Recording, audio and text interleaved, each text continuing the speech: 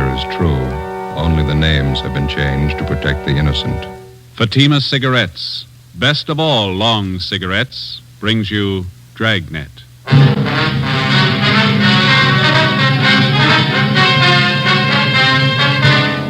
You're a detective sergeant.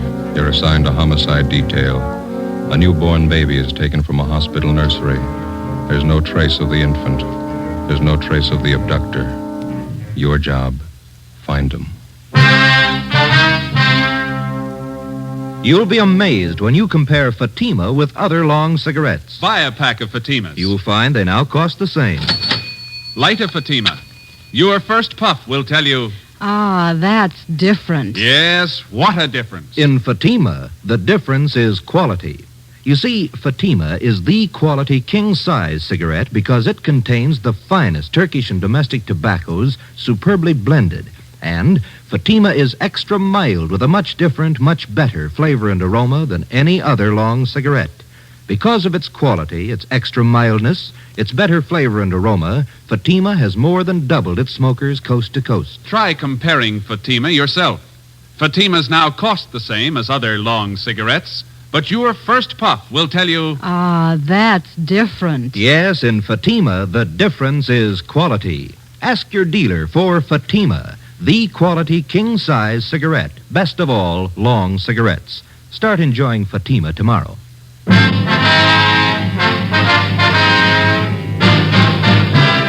Dragnet, the documented drama of an actual crime. For the next 30 minutes, in cooperation with the Los Angeles Police Department, you will travel step by step on the side of the law through an actual case transcribed from official police files. From beginning to end, from crime to punishment, Dragnet is the story of your police force in action.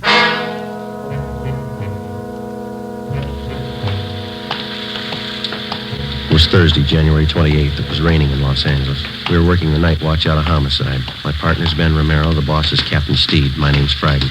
It was 11:35 p.m. when we got to Mercy Hospital on Norwich Avenue, the main entrance.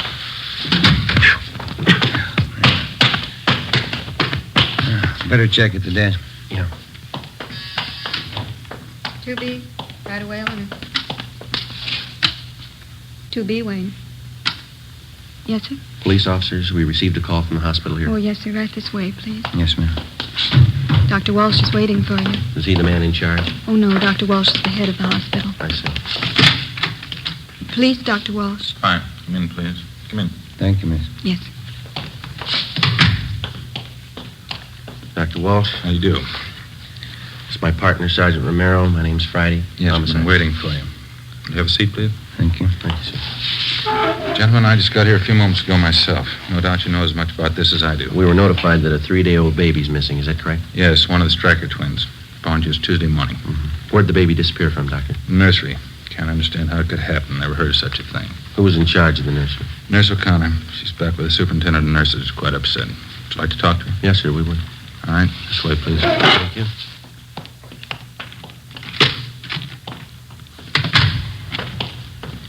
Can't understand it. How could a baby disappear like that? Have the parents been notified? Father's on his way in now. We haven't told the mother yet. Mm-hmm. When did they first notice the baby was gone? I understand it was around 11 p.m. Call came into our office about 11:20. Go ahead, Sergeant. Nurse O'Connor? Yes, Dr. Walsh. These gentlemen are from the police department. Sergeant Romero, Sergeant Friday. Oh, you mean? What do you do? They want to know all about what happened tonight. You know, of course, it's a serious matter. Try to tell exactly how it happened. I'll try, Doctor. All right, officers. Thank you. Well, we know that you're probably pretty upset, nurse, now. You just relax and take your time. Yes, sir. When did you first notice that the Stryker baby was missing? Must have happened somewhere between 11 o'clock and 10 minutes past 11. I'm sure of that. How were you sure of that? I came on duty a few minutes before 11. I took the night reports as usual, and then I started checking the orders and the formulas. I remember very well that both the Stryker twins were in their cribs at that time. Mm-hmm. Go on, please. I think it must have been about 5 minutes past 11 when I got this phone call from home. My mother's been sick lately. It was about her. How far did you have to go to answer the phone? About 10 feet down the hall from the nursery, just around the corner. Could you see the entrance to the nursery from where you were talking on the phone? No, sir, I couldn't. But I was only on the phone for a minute or two. As soon as I hung up, I came right back to the nursery. Was the telephone call actually from your mother? Yes, sir. My mother has a heart condition. She wanted me to be sure and have a prescription filled. What time was it when you got back to the nursery, owner? Can you remember that? It wasn't quite 10 minutes past 11. As I came back through the door into the nursery, I noticed right away one of the cribs was empty. One of the Stryker twins was gone. Is there more than one entrance to the nursery, Miss O'Connor? Yes, sir, there are 2 entrances, but at night one of them's kept locked. Is it possible that somebody in the hospital, maybe a doctor, took the baby for examination or some kind of treatment? No, sir. Just as soon as I noticed the baby was gone, I went to the head nurse, and the 2 of us contacted everybody in the hospital. No one knew anything about it. Well, is it possible that the child's mother could have come down from the 2nd floor and taken the baby? No, sir, Miss Stryker's been asleep since 10 o'clock. She's still asleep. Were there any other nurses or attendants working near the nursery when the baby disappeared? No reason for anyone besides myself to be around at that time. None of the cleaning people. They'd all gone home. Dr. Walsh, I wonder if we could have a look at the nursery now. Certainly, Sergeant. Want Nurse O'Connor to come along? Yes, would you please? Yes, sir. Thank you.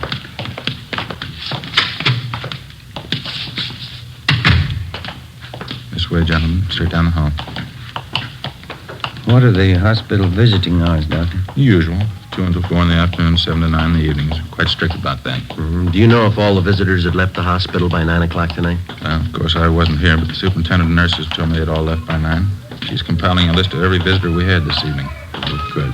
They'll all have to be checked. Nursery's right here, officers. This empty crib just inside the window here. Yes, sir. It's where the baby was. You can see it's right next to the door here. I noticed that there's no blanket in the crib. Is that missing, too? Yes, sir. The crib's just the way I found it when I came back from the telephone. I haven't touched it. Are there any marks of identification on the blanket or the clothing? Each one's stenciled Mercy Hospital. Each baby wears an ID bracelet. Doctor, I wonder if we could have that crib brought out to have it checked for possible fingerprints. Certainly, of course. Is this the other door to the nursery you mentioned, Miss O'Connor? That's right, Sergeant. I checked it. It's locked. That large window on the other side of the nursery. Is that a stationary window? Yes, sir, it is. It faces onto a small court. Well, then whoever took the baby had to use this door. It's the only way they could have gotten in. Oh, excuse me a minute. I want to attend to the baby in there. Sure. Listen to that, Jim. Yeah. Doctor, are there any other entrances open at night besides the main one? Not after 10 p.m., no. Just the main entrance on Norwich Avenue. There's a nurse on duty there at all times. How about the parents? Is there anything unusual there? No, father's a working man. Mother's a housewife. Both the babies are perfectly normal, nothing unusual at all. 3-day-old baby. They usually take a lot of careful handling, don't they? Yes, definitely. First week's always critical. And this thing, taking a 3-day-old infant out in this weather, cold, rain.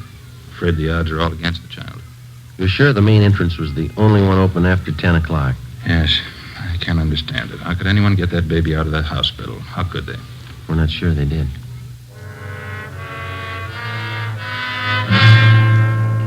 Midnight. A 3-day-old twin boy was missing from his crib in the hospital nursery. That's all we knew. We checked the list of possibilities. The baby could have been taken for ransom. Somebody wanted revenge on the Stryker family and decided on the baby as the best means. Maybe someone just wanted a child, someone mentally unsound, a maniac, a pervert. Maybe an accident had happened at the hospital. Somebody wanted to cover up. Possibly one of the parents or their families had a motive. Perhaps somebody just wanted the child dead. We called the office and got out an APB on the Stryker baby and a description of the blanket and the clothing. Details of officers were alerted at the bus depots, railroad terminals, the airports, all public transportation facilities. Steps were taken to notify doctors, hospitals, sanitariums, anybody in any place where a 3-day-old baby might be taken. The entire area around Mercy Hospital was canvassed. No information. The baby's crib was dusted for prints. No leads, no physical evidence. The investigation continued. When George Stryker, the father of the child, arrived, Ben and I met with him in the office of the hospital superintendent. Can't we let people know about it? Newspapers and the radio? We've already covered that. Stories and pictures have gone out to the papers. We've notified the radio stations. They're getting out broadcasts on it. How am I going to tell my wife? Well, sir, there's only one thing that we can promise you. We'll do everything we can to find your baby. Well, isn't there something I can do? Isn't there some way I can help? This is just a remote possibility, Mr. Stryker, but you ought to know about it. What's that? In case anybody contacts you regarding your baby, in case they make any demands on you for money or anything else, we want you to notify us immediately. What could they expect to get from us? We own our home. That's about all. We just want to cover all the possibilities, Mr. Stryker. In case any demand at all is made, don't try to deal with the people. All right? Yes, sir, I understand. Sergeant? Yeah. One of the men from homicide would like to see you outside. Sergeant will leave us. Oh, thank you, Doctor. We'll have to go now, Mr. Stryker. We'll keep you informed. All right, thank you. Joe? Yeah, I'll leave us. I think we got something back here. What's that? Cenas and I were the night watchman out back, the side of the hospital that faces on Stacy Avenue. Yeah.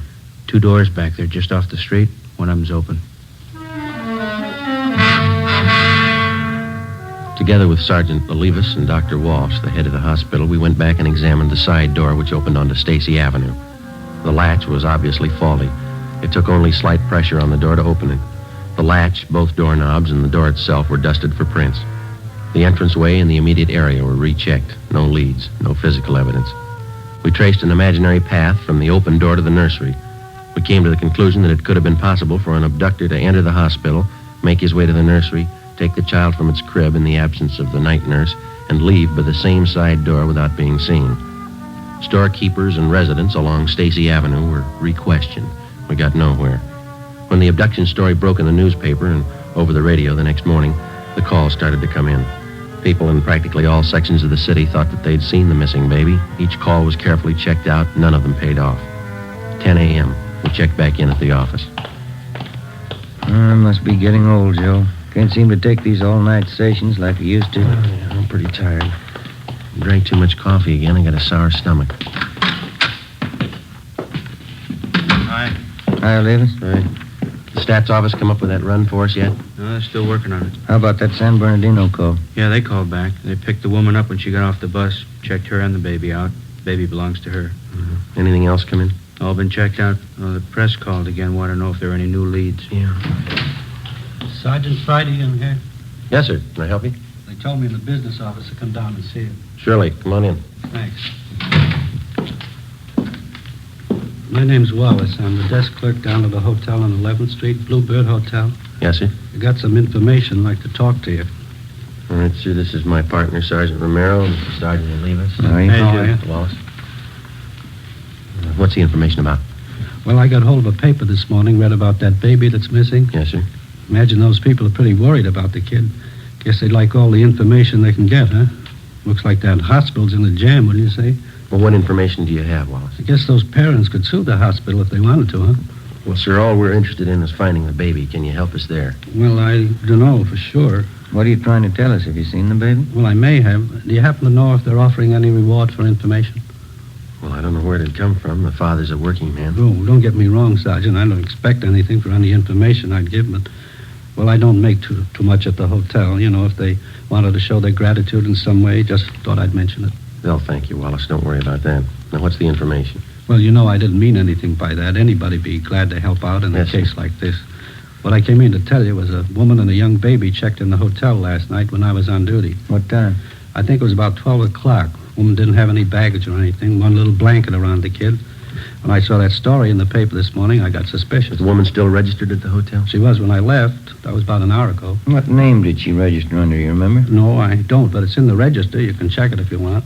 Where is the hotel? 11th and Charleston, right in the corner. I'm sure it must be the kid you're looking for. Say, I hope you haven't got me wrong. How do you mean? About the reward, you know. I don't expect anything for this. We haven't got you wrong. 35 a.m. It was still raining. Together with the desk clerk, Wallace, we drove to the Bluebird Hotel on 11th Street. We checked the cards at the desk and found that the woman had registered under the name of Mrs. Harold Parks. The clerk on duty told us as far as he knew she was still in the room with the baby. The room's down this way, Sergeant. Okay. This is the 116. Mrs. Parks. Mrs. Parks. You have a passkey with you, Wallace? Here you are. Thank you.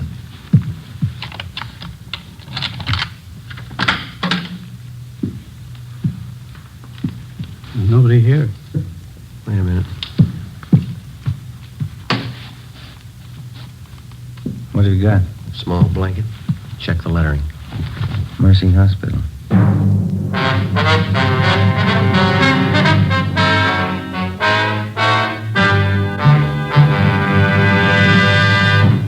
You are listening to Dragnet, authentic stories of your police force in action. Oh, no.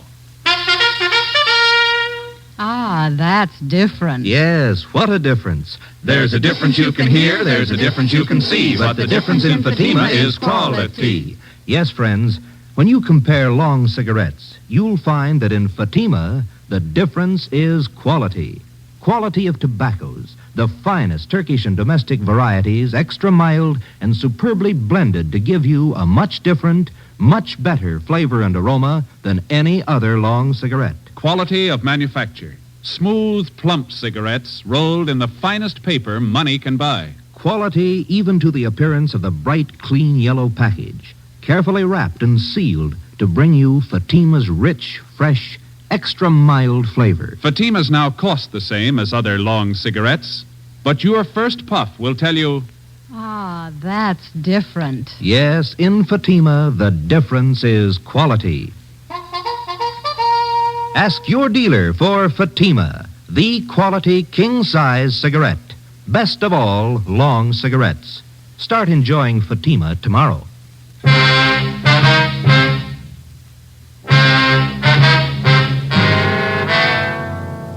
Friday, January 29th, 11 a.m.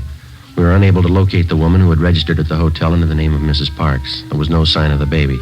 The blanket we found in the room was identified by hospital personnel as the same type used in the nursery. The room was checked for fingerprints and physical evidence. We found nothing. People in adjoining rooms were questioned, but they could give us no information. We got a description of the woman who used the name Mrs. Parks from the desk clerk, and we got out an all-points bulletin on her. Her hotel registration card was checked for handwriting and fingerprints. Captain Steed ordered an immediate canvass of all hotels, apartments, and rooming houses in the central area. The hotel clerks were shown mug shots of possible suspects. They failed to identify any of them. 3 p.m. Friday, the search for the Stryker baby went on. Yeah, checked out all right. Okay, Gil, thanks. Anything? Gil and Sanis checked that Wilshire call. It's another phone. Might have something, fellas. Yeah? Ruiz and I were making the rounds of hotels out along Pico. Stopped at a drugstore for a cup of coffee. Mm-hmm. We talked to druggists while we were there. Had a pretty good story for us. You got a light? Yeah. Here you go. Thanks. This drugstore is 2 blocks from the hotel where the woman stayed. It's open all night. And the druggist told us a woman answering this Mrs. Parks description came in about 1:30 a.m. Bought a whole raft of stuff. Mm-hmm. How do you mean, what kind of stuff? Well, everything for a baby. Bottles, nipples, dextrose, oil powder, you know, all that stuff. Was he sure of the woman's description? He gave it to us before we'd even mentioned what this Mrs. Parks looked like. Right down to the color of her coat. Did she have the baby with her when she bought this stuff? And the druggist said no. She even asked him if she could buy canned milk there. Where does it lead? How do you mean? Does he have any idea where the woman came from, where she went? No, but he said if she came back in again, he'd call us right away. He's going to notify the other clerks, too. They'll keep us posted if anything turns up. I get it. Homicide, Friday. My name's Mrs. Lucy. I'm calling about that missing baby in the paper. Am I talking to the right department? Yes, ma'am. Do you have any information on the case? Well, I certainly have. I know where that Stryker baby is right now. Where's that, ma'am? Right next door. The Salazars have him. What makes you so sure? It's perfectly obvious, that's all. It's not their baby. Why do you say that? That baby they have no more looks like Mr. Salazar. Mrs. Salazar and mine do. How do you mean, Mrs. Lucy? It's very simple. Mr. Salazar is dark, quite dark. Dark hair, dark eyes, dark complexion. His wife's the same way. Yes, ma'am. The baby they have is a blonde.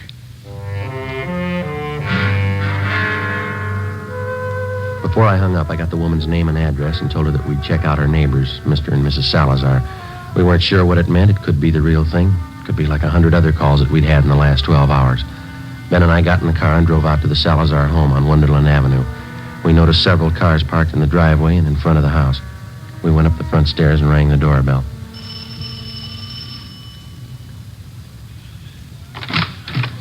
Yes, sir? Come on in, please. We'd like to speak to Mr. Salazar. Yes, sir, that's me. Come on in. Thank you. Come inside. Let me fix you a drink. You're late, huh? No, thank you. We're police officers, Mr. Salazar. I'd like to ask you a few questions. Oh? What's the matter? We making too much noise for the neighbors? No, it's not that, sir. Just like to ask you a few questions. Someplace we can talk. Well, I have to take care of the guests, you know. We have this party here. My son was baptized today, my first son. That's why we're having a party. Yes, sir. We're sorry to interrupt, but this is pretty important. It won't take very long. Well, all right. I guess they can get along for a few minutes. Back here in the kitchen. It's probably the quietest place. Fine. Back this way, officer? Fine.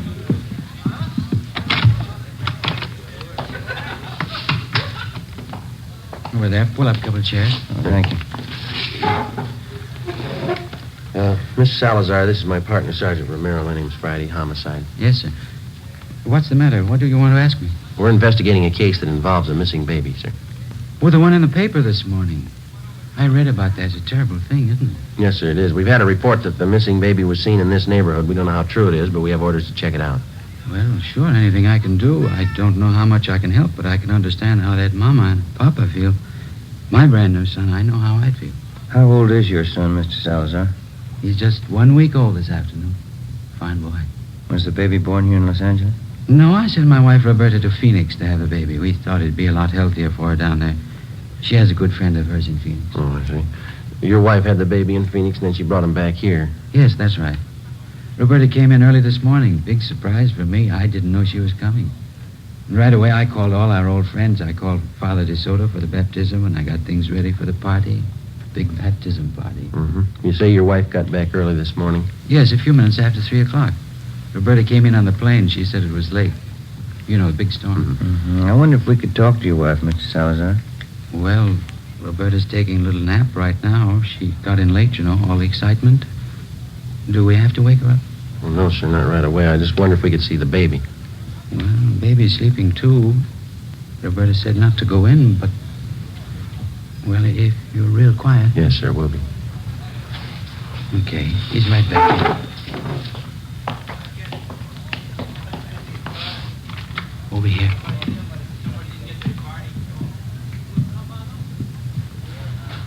Let me pull the blanket down. Yeah. There he is. Big fella, huh? He's blonde. Huh? What do you think, Jim? I think he's got a twin. 5 p.m. Harlan Stahl from Latent Fingerprints arrived at the Salazar home. The footprint of the missing child taken at the time of birth was compared with the print from the child the Salazars had. The prints were identical. The missing baby had been found. 5:20 p.m. Ben and I talked with Mrs. Salazar in the kitchen of her home. The christening party went on. I don't think I understand what this is all about, officer. What has my baby got to do with all this? You know as well as we do, Miss Salazar. That baby in there, it doesn't belong to you. It's not yours. What do you mean it's not mine? Of course it's my baby. My husband's and mine. I just brought him from Phoenix last night. That's where the baby was born. What are you trying to do to me? That baby isn't yours, Mrs. Salazar. Now, you know that. It was taken from the hospital. How about the truth? You don't know what you're saying. You don't know what you're talking about. It's my baby. He was baptized today. Juan Tomas Salazar. It's my baby. This is a pretty serious matter, ma'am. The baby's footprint has been checked out. The child belongs to a Mrs. Stryker. We want to know how you happen to have him. Because he's my baby. That's why I have him. You don't know what a mistake you're making. He's my baby. I brought him from Phoenix last night. You can ask my husband. He'll tell you. A woman checked in at the Bluebird Hotel on 11th Street about midnight last night, Mrs. Salazar. She had a young baby with her. You fit her description. I didn't go to a hotel last night. The plane landed here from Phoenix. I came right home. The hotel clerk remembers you. He can identify you. So can the druggist when you bought the supplies from. I bought nothing. The plane landed. I came home. It's my baby. It's my baby. We found the baby's blanket in the hotel room you rented. We have your description from at least 3 people, even the color of the coat you wore last night. You can't take him away. He belongs to me. Me and Frank, you can't take him away, please. You can't. Miss Salazar, why don't you put yourself in the place of the real mother of that baby? How do you think she feels about her baby being taken away? How about it, Miss Salazar? Have a drink, officers, please. For the party. Have a drink, I'll tell you. Tell us what, ma'am? I'm tired. Let me sit down. Yeah. Just for a few minutes.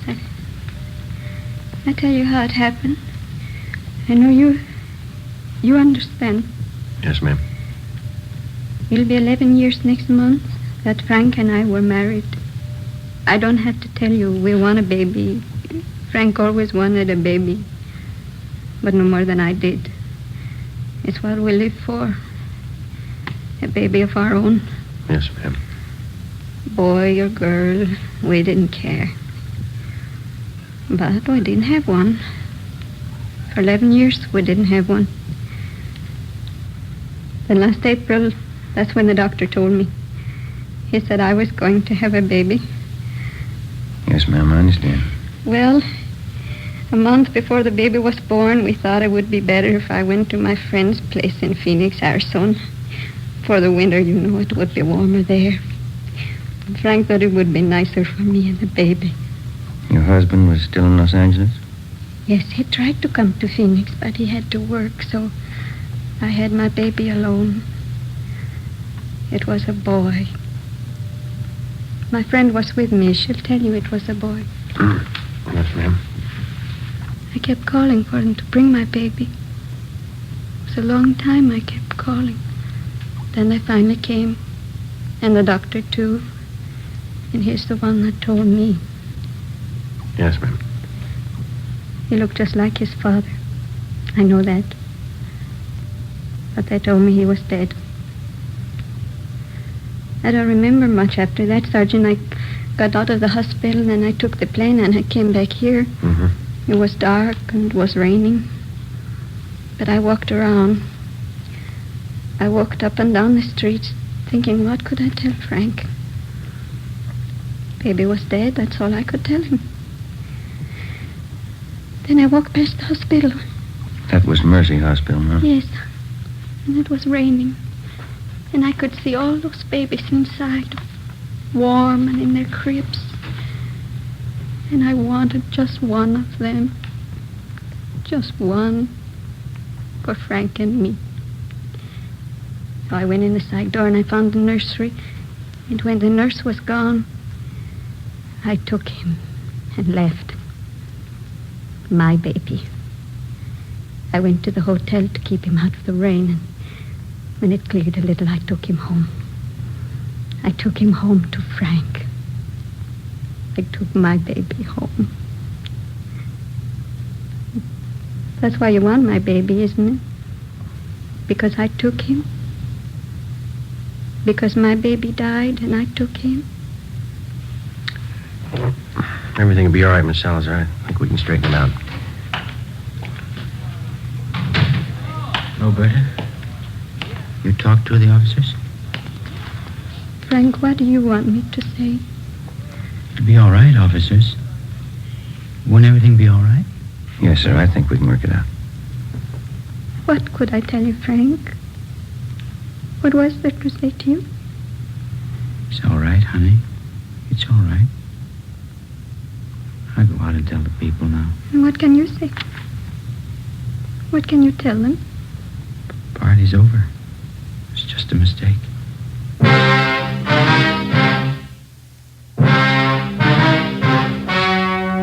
The story you've just heard was true. Only the names were changed to protect the innocent. In a moment, the results of the trial. Now, here is our star, Jack Webb. Thank you. Last week, I asked you to write me if your cigarette dealer was out of Fatima's. Well, you did, and we've done something about it. Now, if any more of you find a dealer fresh out of Fatima's, send me his name and address. We'll take care of that, too. Write me, Jack Webb, Post Office Box 951, Hollywood 28. And, Mr. Dealer, don't wait another day. Step up your Fatima order for Thanksgiving and the coming holidays. Get in on the increasing demand for Fatima, the quality long cigarette.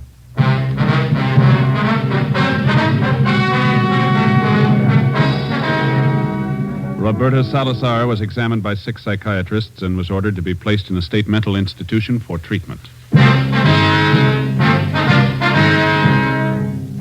You have just heard Dragnet, a series of authentic cases, portions transcribed from official files.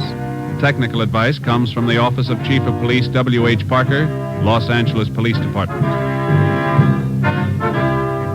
Coming up, We the People, then Screen Directors Playhouse on NBC.